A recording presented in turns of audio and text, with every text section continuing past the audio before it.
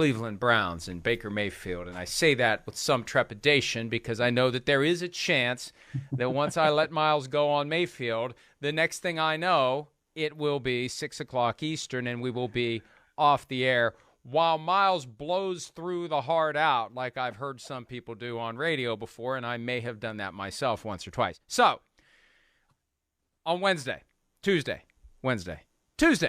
I it's Wednesday thought today, Mike. of the, it is, I know. I thought of it's one day after Playmakers came out. That's how I'm viewing it. It's like, oh yeah, congrats on that. This is one by the day. Way. Yeah, if you haven't heard. Anyway, you're a lawyer Tuesday, too, right? on Tuesday, but somehow I got a law degree without going to Columbia. On Tuesday, I thought that the effort to get Deshaun Watson was, from the Browns, kind of maybe a warning shot at Baker Mayfield, but an acknowledgement that he's Deshaun Watson. He's a top 5 franchise quarterback and Baker Mayfield isn't. Fine. Okay. We can get past this if we need to. By today, they're done with Baker Mayfield. And Chris Mortensen said earlier today on ESPN they want an adult in the room at the position.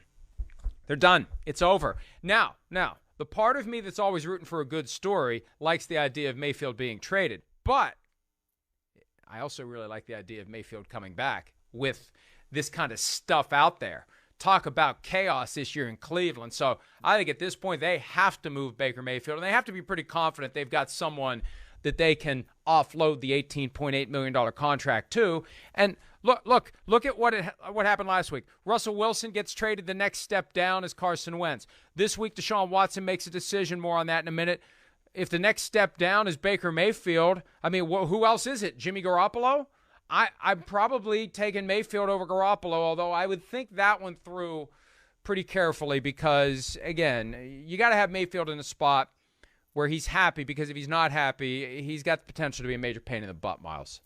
Oh, well, yeah. And listen, Mike, I felt like as soon as these reports came out that the Browns were going to take a private jet to go down to Houston and kiss the rear end of Deshaun Watson so that he could potentially pick them, then that was going to be it for Baker Mayfield and the Browns. And, I've been hearing reports about this kind of thing for a really long time, basically, in Cleveland, that Baker Mayfield may have taken his last snap for the Browns in that Monday night game that they played against the Steelers. And part of the reason is that the Browns are sick of the immaturity, and Baker Mayfield appears sick of whatever is going on with the front office and with the coaching staff. It just seemed like these two were headed for an inevitable divorce. And so that's why, I put it out there yesterday. When you see that they're going down, that they're taking a private jet to go look at Baker Mayfield's replacement, if I'm Baker Mayfield, I don't want to be there anymore, especially given the circumstances as to why Deshaun Watson was not playing football in 2021. If you don't want me, fine, but I don't want to be here either. And that's why I just got the sense that there was going to be this inevitable divorce. And so it's fine. I think that the Browns have every single right in the world to try to upgrade their quarterback position, even if it is with somebody who has 22 civil lawsuits still pending against him, like Deshaun Watson does, because he is an elite quarterback in this league. That's just the way it is, right? And also, if you're Baker Mayfield and you see that, well, yeah, I don't really want to go be somewhere where they have not committed to me, where they picked up my 5th-year option, but they have not really extended me any sort of offer of a contract extension. And if they did, who knows what it would be. All right, so all of this just kind of adds up to, yeah, it makes sense that the Browns want to move on, and it makes sense that Baker Mayfield wants to move on. But I would also say this. Well, we got to remember that Andrew Berry and Kevin Stefanski, despite the fact that they were in their respective roles in 2020 when the Browns went to the playoffs and they won a playoff game for, the second time-ish in my lifetime, the first time since they've been back since 1999, they did not pick Baker Mayfield at number 1 overall, all right? That was John Dorsey, who was the GM back then, and Hugh Jackson was the head coach, okay? So we're talking a few regimes ago at this point. So if they want an adult in the room, somebody who's going to go shake hands with the Lions and then, actually speak to the media after your team wins a game, I think it makes sense. If they want somebody who is not just going to blurt to the media, I decide when I play, I think it makes sense. It just makes sense to me, for everybody involved, that the Browns got to move on and Mayfield's got to move on too. Well, and I look at it this way, Miles, and I made this point during the season. If we as the media and as the fans are aware of these incidents that are alarming, when he says the things he says from time to time, does the things he does. At one point he talked about issues in 2021, and he mentioned internal things that were problematic. And Mary Kate Cabot at the Cleveland Plain Dealer did a great job of listing the things that Mayfield was upset about, and some of them are extremely petty and trivial and not adult, right? If you see that stuff, if that much gets out to the public eye, it is fair to assume that what's going on behind the scenes isn't any better.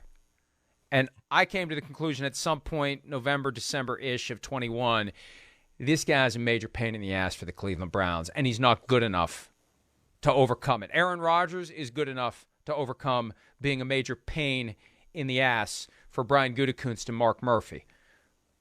Baker Mayfield isn't, and it's that simple. Yes. It is that simple. And, you mentioned that game, his last game with the Browns, apparently, the Monday night at Heinz Field. And I remember at one point while watching that game, there was a shot at Baker Mayfield, and it dawned on me as he looks over at what's going on for Ben Roethlisberger, does he understand that's never happening for him in Cleveland? Ever going to happen for him in Cleveland. And if that's the case, time to move on to a place where you have a chance of that happening.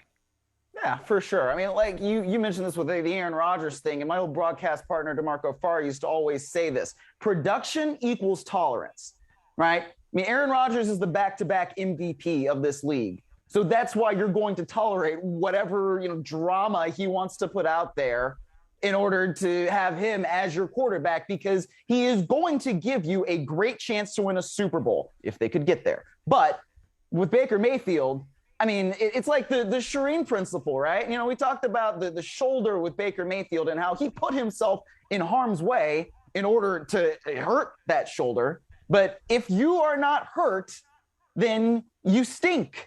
And that's kind of what it was this year for Baker Mayfield. And he talked about being beat up and doing this and that. And, he said in his little Apple note that he posted to social media last night that he gave everything he had. And I really believe that. And I always commend guys for going out there and trying to play hurt.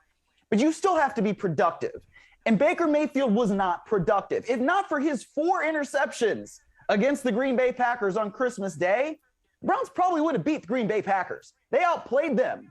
But Baker Mayfield just couldn't stop turning the ball over. If Case Keenum's playing that game, who knows, right? What's going to happen there? Because you at least have somebody who's not turning the ball over. So I understand, like I said, all sides of this and why things need to change for the Cleveland Browns and for Baker Mayfield. He has all the traits of the highly functioning type AA positive, alpha, territorial, don't touch my job, don't even consider. I mean, look how he was last year. He's not coming off the field because he doesn't want Case Keenum to come in and play well. He has all those traits, but he doesn't play well enough to back it up. He's Brett Favre in his mindset. Brett Favre has said for years he was never coming off the field. He was never missing a game because he didn't want to give the next guy the chance to try to take his job. The problem is Baker Mayfield isn't good enough to pull that off. I mean, that's it, plain and simple. And I like the personality. I like the character. I don't mean character like integrity and character. I mean he adds spice and flavor to the NFL. Yeah. I'm not the one in whose ass he is a pain, right? It's not much flavor when you're dealing with the guy in Cleveland all the time, and I could imagine Kevin Stefanski had enough of Baker Mayfield pretty quickly. And that's the other side of it, Miles. Let's do this. Let's play this game. We got a little time here. Sure. Where's he go?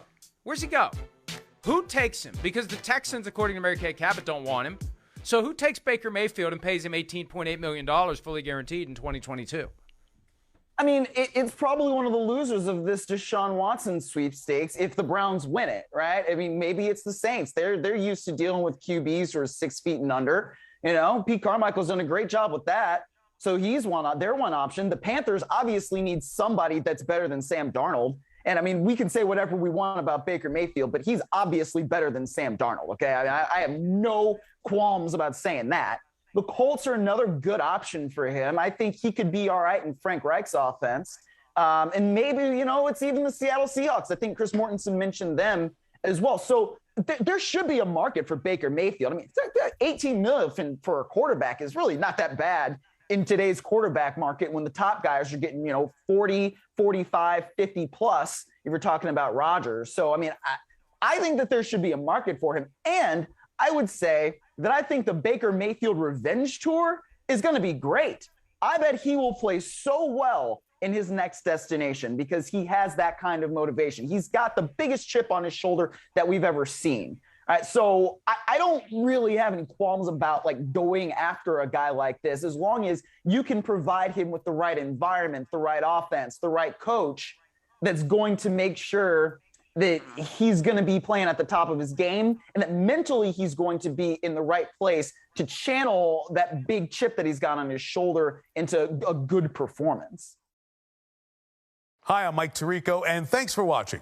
Make sure to hit subscribe for the latest news and highlights from NBC Sports.